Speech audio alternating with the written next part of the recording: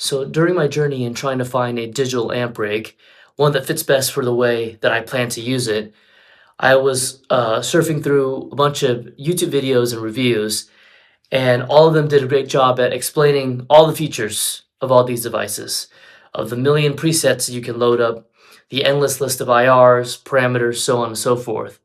But nothing that really appealed to a simpleton like me.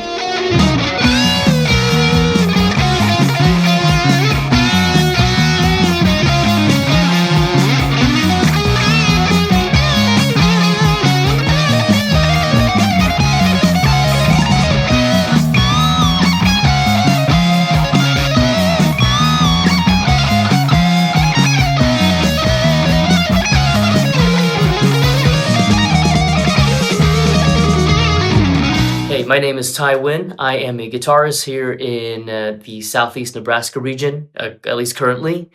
And I wanted to make this video firstly to feature the new Quad Cortex Mini that I was very fortunate to have received last week during release week, but also to kind of describe how I use this device and how I use its bigger brother, the full-fledged Quad Cortex. Because as I mentioned, the videos that tend to be up are really great videos that are going through, everything that these devices have to offer. But for what I would say an old school player like myself, trying to make the decision on which product to get, it was hard to sift through all these videos of essentially a lot of things that I didn't need to know. And not saying that it's not useful to have or something that I or any other person wouldn't want to get into later in the future. It's just something that at that time, there was so much option paralysis that it was hard to really decide. And I ended up with the Quad Cortex for a few reasons, but mostly because it was able to recreate my analog rig and just put it in a portable box. So I would argue that guitarists fall into this spectrum of whatever amplification they may use or any sort of output devices that they use, right? So in one side of the spectrum, you have the person who's everything is digital. They have different presets for each song, and each preset probably has like 5 scenes, like after the first 8 measures of the first verse, here's in one scene, so on and so forth, right? And it's not a critique, there's no judgment, but rather it's just, that's one side of the equation. The other side of the equation is you have people who always brings their tube amp and either their pedal board or they plug straight into the amp. Okay, once again, no critique, that's just an observation. Most of us, I think, fall into somewhere in the middle here, or we kind of straddle both worlds in our own way. For me personally, I'd say I lean more towards the old school side of things where I like having one amp and all my pedals, and I know my amp, pedals, and my guitar well enough where I know what to do to be able to produce sounds I need for whatever thing I'm playing. But it got to a point around 2021, I was playing a lot of more wedding gigs, and we had a lot of venues that weren't bars, weren't clubs. They were essentially the corner of a hall or, I don't know, some sort of multi-purpose building. And it was really difficult to dial in good tones because you really couldn't turn up loud enough for your tubes to be warm enough to create those tones. Also, I had a lot of travel gigs, and I knew there were some fly gigs coming up, and I could either find a way to rent, a Marshall from wherever I'm going, one that's not what I use and just kind of work with it, or I can find a way to really make a system or a rig where it's consistent and portable. So on the journey, I tried a lot of different types, but the one that stood out to me the most, or the two that stood out to me the most, was the Kemper and the Quad Cortex, because they were able to profile my amp and my pedals. So I had the privilege to play around with the Kemper for several hours. I have there's a store here in my region that was kind enough to let me play around with it and also do a test capture of my actual amp. And to be honest, it was pretty difficult right off the bat. I mean, I didn't really look up any manuals at the time. I was just trying to feel it out through the actual unit. And from Googling things, I was able to find out how to do it. And I was able to get a capture of my amp, but it wasn't really what I was expecting or hoping. And maybe that's just me and my incompetence. You know, as I said, I didn't have much time, nor was I looking up things or reading through things very thoroughly. But the UI was kind of difficult to follow, and I didn't think the tones were what I was hoping for it to be. So the Quad Cortex, from what I read at the time, was really attractive, just purely from a UI perspective. It seemed to be so intuitive and easy to work with, and super easy to capture an amp or pedal with. But at the time, the Quad Cortexes were, I think, on back order. I couldn't get one in right away. This was like late 2021, early 22. So I had to wait. I put my name on a waiting list. So several months later, after putting my name on the wait list, I received an email from Sweetwater and got the Quad Cortex. And just an aside here, I just want to say Sweetwater has been a great help for me for all NeuralDSP products, but also everything else. So if you're a US customer, you know, I can't really speak highly enough about them. When I received the Quad Cortex, it took me no more than 30 minutes to figure out how to capture my amp and several of my main pedals, and get it into a position where I could use it at a gig that night without even looking at a manual or looking at really a lot of any sort of videos or instructional demonstrations. It was so easy to follow the instructions on the screen for the capture process, and the UI is entirely intuitive, where you know, what you think this is or where you think this will be is where it's going to be and what it is. So before I go further with my story, I want to go through and show you exactly how I have my chain set up and how I have my Quad Cortex set up for a live gig. And this Quad Cortex Mini is, I mean, essentially a Quad Cortex. It's just a screen and kind of shrunk down. But it has just about everything Quad Cortex has, and it functions almost exactly the same way. Okay, so the way I have this set up is that the first two rows, as you can see, row 1 and 2 is essentially my pedal board. Okay, and the third row here is my amp. So think of these two rows as an analog pedal board, and this is the amp in the back. So I'll kind of run through what I have. So the main thing I have is the amp capture, which is my Marshall Vintage Modern. That's my main amp for the past almost 10 years. And I have it at a setting that I'm able to kind of make malleable with either, you know, quick parameter changes here, which I don't normally do. Sometimes I do, but rather just with gain staging and using my guitar volume and tone knobs. That's the main amp block. I also have a reverb block here. I think it's just a plate reverb. Oh, that's a spring reverb. And then, yeah, this is either the cab simulator or an IR loader. And I'm actually using Celestion Vintage 30 IRs. And this is actually a 412. Here, let's take a look. A 412 balanced Celestion. Okay, that's how I've been, that's actually what I use for when I used my actual amp, because I have a load box out in the back and I have an IR loader on that. And so what goes to the front of house and into my in-ears, even when I'm using an amp, is still the Celestion IRs. And the capture on these devices are so good. I mean, they're like 98 to 99% there. I know that Neural just came up with like a capture version 2 or something a few months back. I haven't tried that yet, just because the first captures are so good already that I haven't had the reason to try that.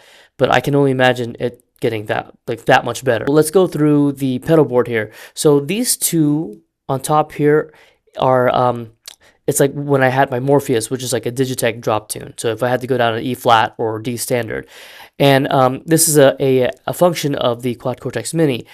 But if you press on this one, you can see it goes from 1 to 2. That's a second bank, and then you're able to assign your pedals. So if you have, X amount of pedals, so essentially 8 pedals in all that you can get in these 2 banks here, okay? And so I have these as my transpose pedals, and I think this one is E flat and this one is D standard.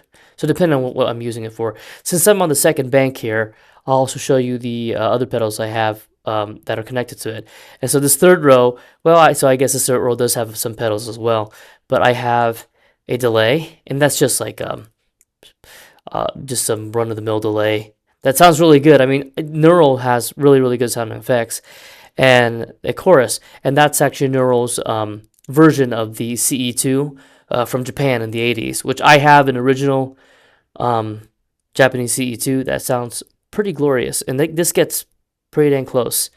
Okay, so I'm going to switch back to the first bank here, and that's going to take you up to these top pedals up here. And so I have a gain staging situation here. This is a blues driver. You want to know something funny? This is actually a blues driver that I got from an FM3 that I owned for a while. I think the FM3 had really, really great sounding effects, and although the Neural has great sounding effects too, I kind of liked that more at the time, and so I just captured that, which is kind of a funny thing. I do have a BD2 as well, like a blues driver, but funny enough, the Fractal I thought sounded better. I shouldn't say better. I would say at the time it's the sound that I was looking for. Okay, so that's a lower gain setting blues driver, and this is a higher gain setting blues driver, and I can stack these two together to get a pretty gnarly tone. Okay, oops. Oh, here, I'll show you this too. If you put these two together, here's your tuner, and then you click on this, you get out of it. Now, I'm not going to show you everything that, all the buttons, because you're going to see that in a million other demo videos, okay? I'm just kind of showing you what I use it for. Cool. All right, the next one is a compressor, and that's just, I think it's modeled after, I think the green Boss compressor, just to kind of tighten things up when I'm doing funk or R&B type of stuff. And then this is a capture of my Exotic USA EP Boost, Clean Boost, excuse me, my favorite boost pedal. And so I made a capture of that and put that in. So my gain pedals are all captures essentially. And then I have this expression pedal block here, which I don't have an expression pedal connected to it, but I just use the Crybaby or the in-the-box Crybaby emulation patch. So what you can also do is, so this is essentially my clean tone, which is sort of on the edge of breakup. Like every good Marshall player, that's what you kind of do for your clean tone. And so I have that, and I also captured the same amp, but in what's called the high dynamic setting, and this is the Vintage Modern Dirty channel, and it gets pretty gnarly. I have other ones I've captured too, and you can kind of go in between presets this way, where you hold these two together and it goes up. Like I have the SV, what is it called? The Studio Vintage, modeled after like a 59 SLP. Dirty, I think there's a clean one. No, here's a Fender one that I made up. And then the Silver Jubilee, so on and so forth. And you can go back this way as well. And as I mentioned, I won't get too much in depth with the controls, because you'll see it in every other video. But yeah, that's how that works. And this last line here, I have for an extra guitar player if they have either acoustic guitar or something. And I think last time I played with an acoustic guitar player, so I had him go through input 2 out through output 2 or something, and we were able to make that work really nicely. But you can really route it however you want. I connected these two together. You can have separate outputs. I think there's 2 outputs. No, there's 4 outputs, 2 inputs, and there's also 1 return, 1 send, which can double as an input and an output. So you really can do, whatever you want in regards to your routing, or at least I should say you can do a reasonable amount of things with the stock routing. You're not going to be wanting, I would imagine. But this is exactly how I have my Quad Cortex set up as well. I mean, this screen that you're seeing is exactly what I see on, and what I did on my Quad, or what I set up, excuse me, on my Quad Cortex. And I saved that essentially as a backup, and I loaded it into this. It's that quick and easy. I don't think you can make it any simpler. So as you can see, the Quad Cortex Mini, in this case, is very intuitive and very visual. It's easy to customize your routing. It's easy to customize all the blocks that you need, whatever you need to kind of recreate, whatever you need to recreate. In my case, I was just recreating my pedal board. So to this day, I don't think I found anything better than the Quad Cortex for what I'm using it for. And the magic of it is that, say if I play in a band that really requires, every song having its own preset with different scenes that includes different amp models and all that, I can do it very easily in the Quad Cortex. And now they have a desktop editor too, where you can do that if you're more comfortable on the computer. But I can do it as simply as just dragging things around, pushing on, one of these blocks and changing the device.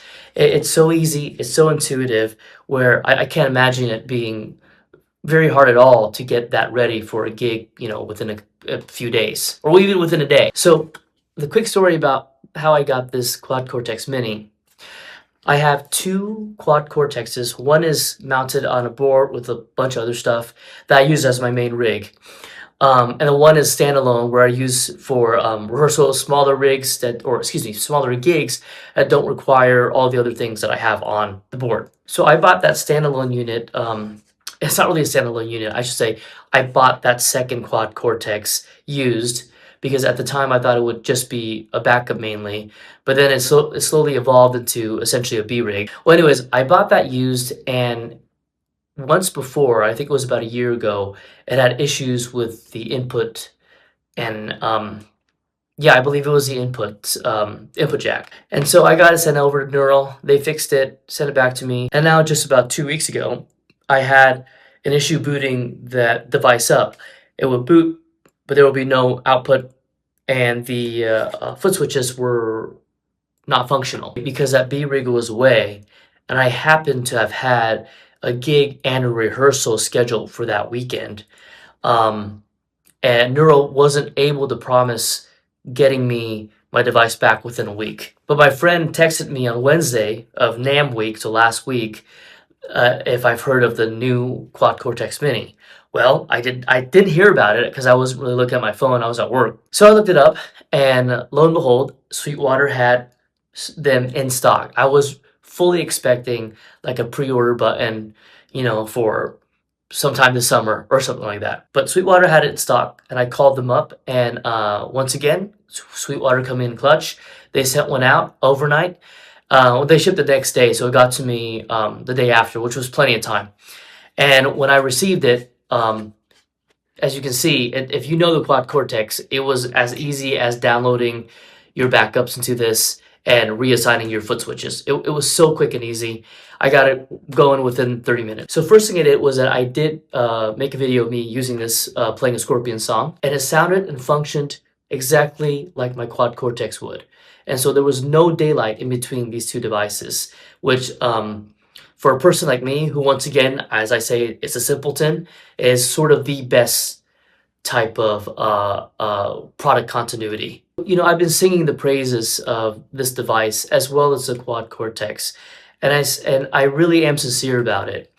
I think anyone who has a Quad Cortex who might be looking for either a B rig or a backup of sorts that can do everything that a Quad Cortex can, this is probably your best bet, because it really can do everything the Quad Cortex can. It has essentially almost all the ins and outs of a Quad Cortex, but just a smaller package. Because the Nano Cortex, as good as that is in its own right, it's its own thing.